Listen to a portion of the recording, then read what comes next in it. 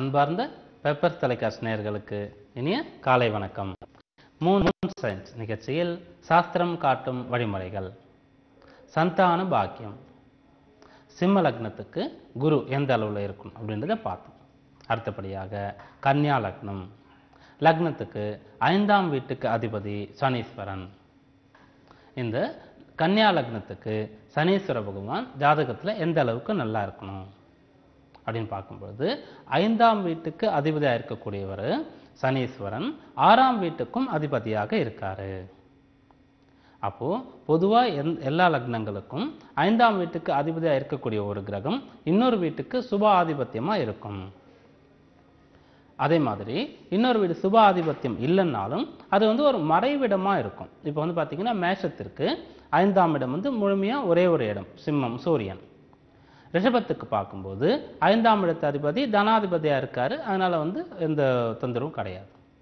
மிதுனத்துக்கு 5ஆம் வீட்டு அதிபதி சுக்கிரன் 12ஆம் இடத்துக்கு அதிபதியாக இருக்கிறதுனால அது பெரிய பாதகம் கிடையாது. 12ஆம் இடம் என்பது அவங்களுக்கு அந்த 5ஆம் இடம் குழந்தைகள் மூலமாக அவங்க செலவுகள் செய்ய வேண்டியது இருக்கும், வெளிநாடு போக வேண்டியது இருக்கும், அல்லது சுகங்கள் அனுபவிக்க வேண்டியது இருக்கும் அப்படின்னு நிறைய காரகத்துவங்கள் வரும். அதுக்கப்புறம் கடகத்துக்கு 5ஆம் இடம் முழுமையான இன்னொரு சுப ஆதிபத்தியம் 10ஆம் இடமாக வருது. அதுக்கப்புறம் சிம்ம லக்னத்துக்கு 5ஆம் இடத்து அதிபதி அஷ்டமாதிபதியாக இருக்காரு. அதனால நம்ம சிம்ம லக்னத்தை பற்றி பார்க்கும்பொழுது சிம்ம லக்னத்துக்கு குருவுடைய நிலையை ரொம்ப நம்ம தெளிவாக ஆராய்ஞ்சு பார்க்கணும் அப்படின்றத பார்த்தோம். அதே மாதிரி கன்னியா லக்னத்துக்கும் 5ஆம் வீட்டுக்கு அதிபதியாக இருக்கக்கூடிய சனீஸ்வரன் 6ஆம் வீட்டுக்கும் அதிபதியாக இருக்காரு. அப்போ 5 குடையவர் ஆட்சி அப்படின்னு சொன்னாலும் 6 குடையவரும் பலமாக இருக்காருன்னு அர்த்தம்.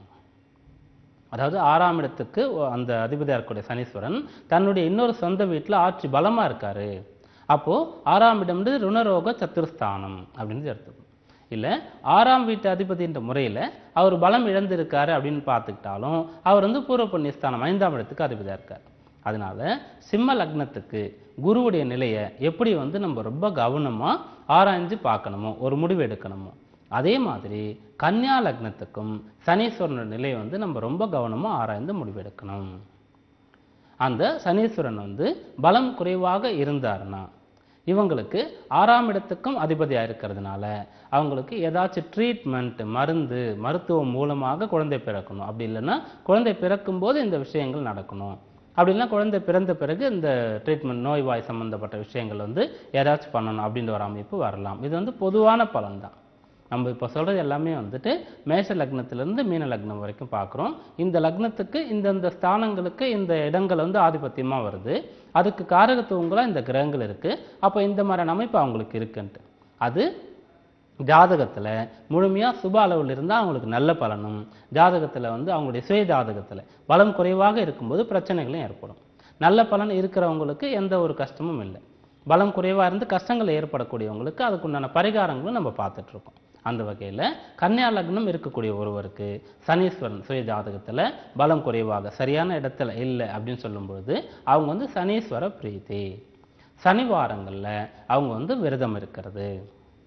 பொதுவாக சனிவார விரதம் அப்படின்றது நம்ம முன்னோர்கள் ஒரு விரத நாளாகவே அதை கடைபிடிச்சிட்டு வந்தாங்க. எப்படி நம்ம அமாவாசை, பௌர்ணமி, சங்கடகத்தி, பிரதோஷம் அப்படி சொல்கிறோமோ அது மாதிரி சனிக்கிழமை கூட அவங்க ஒரு விரத நாளாகவே சனிக்கிழமையில் எந்த ஒரு விசேஷமான நாளும் வரலன்னா கூட சனிக்கிழமையே அவங்க ஒரு விரத நாளாக தான் வச்சுட்டு இருந்தாங்க. சனிக்கிழமைன்னும் போது எல்லோருமே கோயிலுக்கு போயிட்டு இருந்தாங்க, எண்ணெய் தேய்ச்சி தலை குளித்தாங்க, நான்வெஜ் சாப்பிட்றது தவிர்த்தாங்க, அப்படின்னு நிறைய விஷயங்கள் அந்த காலத்தில் செஞ்சாங்க. இப்போ நம்ம அதை கொஞ்சம் கொஞ்சமாக கடைபிடிக்கிறத தவறிட்டோம். அதனால் கன்னியா லக்னம் இருக்கக்கூடிய ஒருவர் சனீஸ்வரனை பலப்படுத்துறதுக்காக எப்போதுமே சனிவாரம் அவங்க விரதம் இருக்கிறதுக்கு உண்டான நாளாக தேர்ந்தெடுத்துக்கலாம். தேர்ந்தெடுக்கும் போது அவங்களுக்கு சனீஸ்வரன் பலமாகி நல்ல அருள் புரியும் போது அந்த பூர்வ புண்ணிய ஸ்தானம், அவங்களுடைய புத்திரஸ்தானம், இந்த விஷயங்களும் நல்லபடியாக இருக்கும். அவங்களுடைய 6ஆம் இடம் சொன்ன அசுப பலன்கள் ஏற்படாமல் இருக்கும். அவங்களுக்கு கடன், அவங்களுக்கு மருத்துவ செலவு, எதிரிகள் போன்ற விஷயங்கள் ஏற்படாமல் இருக்கும். அதுக்கப்புறம் சனிக்கிழமைகளில் வரக்கூடிய சஷ்டி நாட்கள், சனிக்கிழமையில் வரக்கூடிய பிரதோஷ நாட்கள், சனிக்கிழமையில் வரக்கூடிய பௌர்ணமி நாட்கள் போன்ற சனிக்கிழமையில் என்ன விசேஷம் வந்தாலும் அதுலேருந்து ரொம்ப ஈடுபாடு எடுத்துகிட்டு நல்லபடியாக விரதம் இருந்து அதை அனுஷ்டிக்கலாம். அதுக்கப்புறம் முடியும் போதெல்லாம் சனீஸ்வர பகவானுடைய ஸ்தலமாக இருக்கக்கூடிய திருநள்ளாறுக்கு அவங்க போயிட்டு வரலாம். போயிட்டு வரும்போது அவங்களுடைய அந்த சந்தான ஸ்தானத்தில் இருக்கக்கூடிய தடைகள் பிரச்சனைகள்லாம் நிவர்த்தி ஆகி அவங்களுக்கு வந்து நற்புத்திர பேர் கிடைக்கும். அதுக்கப்புறம் கன்னியா லக்னத்துக்கு அப்புறம் துலா லக்னம். துலா லக்னத்துக்கு 5ஆம் இடத்துக்கு அதிபதியாக சனீஸ்வரனே வராரு.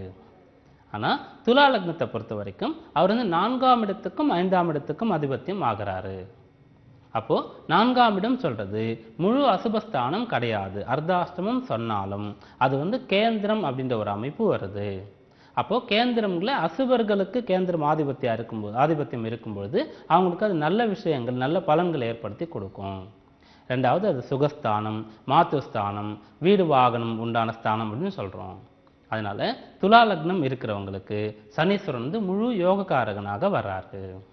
அது மட்டும் இல்லாமல் துலா லக்னத்துக்கு அதிபதியாக இருக்கக்கூடிய சுக்கிரனுக்கு சனீஸ்வரன் வந்து அதி நட்பு நல்ல முழுமையான நட்பு கிரகமாக இருக்காரு. அப்போ துலா லக்னம் இருக்கிறவங்க தன்னுடைய 5ஆம் வீட்டுக்கு உண்டான சனீஸ்வரன் சுயஜாதகத்தில் நல்லா அமைஞ்சிட்டார்னா அவங்களுக்கு குழந்தைகள் மூலமா எல்லா சுக சந்தோஷங்கள் சொத்துக்கள் எல்லா வைபவங்களும் அவங்களுக்கு நடக்கும்.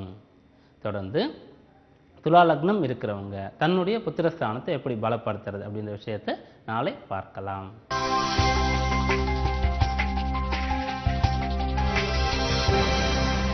மூன் சயின்ஸ் நிகழ்ச்சியில் வெற்றிக்கு வழிகாட்டும் விரதங்கள். இதில் பௌர்ணமி விரதம். பௌர்ணமி விரதம் அப்படின்னா அது இருக்கக்கூடிய முறைகள் என்னென்ன சுவாமிக்கு விசேஷம் அப்படின்றத பார்க்கலாம். இதுக்காக பெரியவங்க நமக்கு சொல்லிக் கொடுத்த ஒரு விஷயம், விதியை மதியால் வெல்லலாம். நம்மலாம் வந்து நினச்சிட்டு இருப்போம்னா நம்ம வந்து மதின்னு சொன்னால் புத்தி, நம்ம வந்து நிறைய படித்து ரொம்ப அறிவாளியாக ஆகிட்டோம் இப்போது, அதனால் அந்த புத்தியை கொண்டு நம்ம விதியை வந்து ஜெயிச்சிடலாம்னு நினச்சிட்டு இருக்கோம். ஆனால் பெரியவங்க சொன்ன விஷயம் மதி அப்படின்னு சொன்னால் அவங்க வந்து சந்திரனை குறிப்பிட்டு சொல்கிறாங்க. சந்திரனுக்கு இன்னொரு பேர் மதின்னு இருக்கு. அப்போது ஜாதகத்தில் உன்னுடைய விதி உன்னுடைய கட்டங்கள் கிரகங்கள் சரியாக இல்லை, நீ கஷ்டப்படுற அப்படின்னு சொன்னாலும் மதின்னு சொல்லக்கூடிய அந்த சந்திரனுடைய பலத்தினால அந்த கஷ்டங்கள்ல இருந்து விடுதலை ஆகலாம் அப்படின்றத சொல்லியிருக்காங்க. இதுக்கு தான் இந்த பழமையை அவங்க சொல்லியிருக்காங்க. அப்போது அதை எப்படின்னு பார்க்கும்போது சந்திரன் உடல் காரகனாக இருக்காரு. அப்போது நமக்கு வந்து அவர் வந்து மனோகாரகனாகவும் இருக்கார். ஏன்னா சந்திரன் எந்த வீட்டில் இருக்காரோ அதுதான் ராசி. ராசின்றது உடல், லக்னம்ன்றது உயிர். அப்போது உடலில் இருக்கக்கூடிய விஷயங்களுக்கும் சந்திரன் அதிபதி. அவருடைய காரகம் வந்து மனோகாரகன், அதனால் மனசுக்கும் அதிபதி. அப்போது சந்திரன் வந்து பலமாக இல்லை அப்படின்னு சொல்லும்போது உடல்லையும் நோய்வாய்ப்படுறதுக்கு வாய்ப்பு இருக்குது, இல்லைன்னா மனசும் சங்கடப்படுறதுக்கு சான்ஸ் இருக்குது. நம்முடைய மனதை பொறுத்து தான் நம்ம வாழ்க்கையில் நடக்கக்கூடிய எல்லா விஷயங்களுமே நடக்குது. வள்ளுவர் சொல்கிறாருன்னா, வெள்ளத்தனையது மலர் நீட்டம் மாந்தர்தம் உள்ளத்தனையது உயர்வுன்னு சொல்கிறார். அந்த உள்ளம் மனசில் நம்ம வந்து எந்த அளவுக்கு நினைக்கிறோமோ, என்னென்ன விஷயங்கள்லாம் யோசிக்கிறோமோ அதான் நமக்கு நடக்கும். நம்ம கெட்ட விஷயங்கள், நம்ம வந்து நெகட்டிவான விஷயங்களே, நம்ம தாழ்வு மனப்பான்மை அப்படின்ற மாதிரி யோசிச்சுட்டு இருக்கும்போது நம்மளால் முன்னேற முடியாது, எந்த விஷயமும் நமக்கு கிடைக்காது. நம்முடைய கஷ்டம், நம்முடைய உடல் உபாதைகள், நமக்கு வந்து எதுவுமே நடக்காது அப்படின்னு நினச்சிட்டு இருக்கும்போது அதே மாதிரி தான் இருக்கும். அப்போ அந்த மனசில் நல்ல விஷயங்களை நம்ம நினைக்கணும். இதை வந்து நம்ம நடைமுறையில் லாஜிக்காக பார்க்கும்போது நம்ம நினைக்காத யோசிக்காத எந்த விஷயங்களுமே நம்ம வந்து அனுபவிக்கிறது கிடையாது.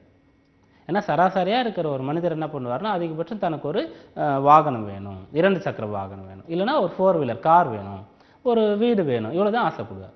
ஒரு ஹெலிகாப்டர் வேணும், ஏரோப்ளேன் வேணும் ஆசைப்பட மாட்டார். கடல் கடந்து வெளிநாட்டில் போய் இருக்கணும்னு ஆசைப்பட மாட்டார். அப்போ அவர் வாழ்க்கை ஃபுல்லாக அது வந்து அமையாது. அதை நினைக்கிறவங்க, அதை ஆசைப்படுறவங்களுக்கு அது கிடைக்கும். அதே மாதிரி தான் எல்லா விஷயமும். அதனால் பேராசைன்றது வேறு, நம்ம வந்து ஒரு லட்சியம் கொள்கையாக வச்சு அதுக்காக உழைக்கிறதுன்றது வேறு. அதனால் மனசில் நல்ல எண்ணங்கள் உற்பத்தி ஆகும் பொழுது, நல்ல விஷயங்கள் நம்ம யோசிக்கும் பொழுது அதை நோக்கி நம்ம போகிறோம். மனசில் கெட்ட விஷயங்கள் உற்பத்தி ஆகும்போது, கெட்டது நினைக்கும் போது அதை நோக்கி நம்ம போகிறோம். அப்போ பலன்கள் முடிவுகள் அப்படி தான் இருக்கும். அப்போது இந்த பௌர்ணமின்னு சொல்கிறது இந்த மனோகாரகன், மனசை குறிக்கக்கூடிய ஒருவர். அப்போது நம்முடைய மனசு நமக்கு வந்து நல்லபடியாக இருக்கணும், வேலை செய்யணும், நல்ல விஷயங்கள் சிந்திக்கணும் போது பௌர்ணமி அன்னைக்கு விரதம் இருக்கும்போது மனசு பலப்படும். அதே மாதிரி நமக்கு வந்து உடல் ஆரோக்கியம் ரொம்ப முக்கியம் எல்லாத்துக்காகவும். அப்போது உடலில் இருக்கக்கூடிய உபாதைகள் தீரும், உடல் வந்து ஆரோக்கியம் சித்திக்கும் சொல்கிறாங்க. இந்த பௌர்ணமிக்கு இவ்வளோ விஷயங்கள் இருக்குது. இந்த பௌர்ணமியை நம்ம அமாவாசைன்னு சொல்லக்கூடிய இந்த சந்திரனை வச்சு சொல்லக்கூடிய நாட்களில் வந்து நடைமுறையில கூட பார்க்கலாம். அதில் இயற்கைகள் பஞ்சபூதங்கள் கூட வித்தியாசப்படும். பௌர்ணமி அன்னைக்கு பிரகாசமாக அந்த வெளிச்சம் இருக்கக்கூடியது, அமாவாசை அன்னைக்கு இருட்டாக இருக்குது, கடல் வந்து உள்வாங்குது, அதிகமாக வந்து கொந்தளிக்குது அப்படின்ற விஷயங்கள்லாம் நம்ம நேரடியாக பார்க்குறோம். அப்போது அது மட்டும் இல்லாமல் இந்த பௌர்ணமிக்கு இன்னொரு விஷயம் என்னன்னு விசேஷம் என்னன்னு பார்க்கும்பொழுது, பொதுவாக வந்து நம்ம ஒரு பிரதோஷ விரதம், சங்கடகர சதுர்த்தி விரதத்தை பார்த்தோம். மேற்கொண்டு சஷ்டி விரதம், அது மாதிரி வந்து நிறைய விரத நாட்கள் இருக்குது. இதில் ஒவ்வொரு விரதமும் குறிப்பிட்ட ஒரு தெய்வத்துக்கு அந்த விரத நாள் இருக்கும். குறிப்பிட்ட ஒரு கோவிலில் அந்த விரதத்தை, அந்த பூஜையை கொண்டாடுவாங்க. இப்போ சங்கடகர சதுர்த்தின்னு சொல்லும்போது விநாயகருக்கு அது பிரீத்தியாக இருக்கும். விநாயகர் கோவில், சிவாலயங்கள் அது விசேஷமாக இருக்கும். அது மாதிரி பிரதோஷம் சொல்லும்போது சிவாலயங்களில். ஆனால் பௌர்ணமின்னு சொல்லும்பொழுது 3 விதமான கோயில்களில் விசேஷமாக இருக்குது. எப்படின்னு பார்க்கும்பொழுது நமக்கு வந்து பௌர்ணமின்னு சொன்னால் அம்பாளுக்கு அபிஷேகம் பண்ணுறது. சிவாலயங்களில் சிவனோடு சேர்ந்து இருக்கக்கூடிய அம்பாள் பார்வதி, இவங்களுக்கு விசேஷமாக நம்ம வந்து கொண்டாடுறோம்.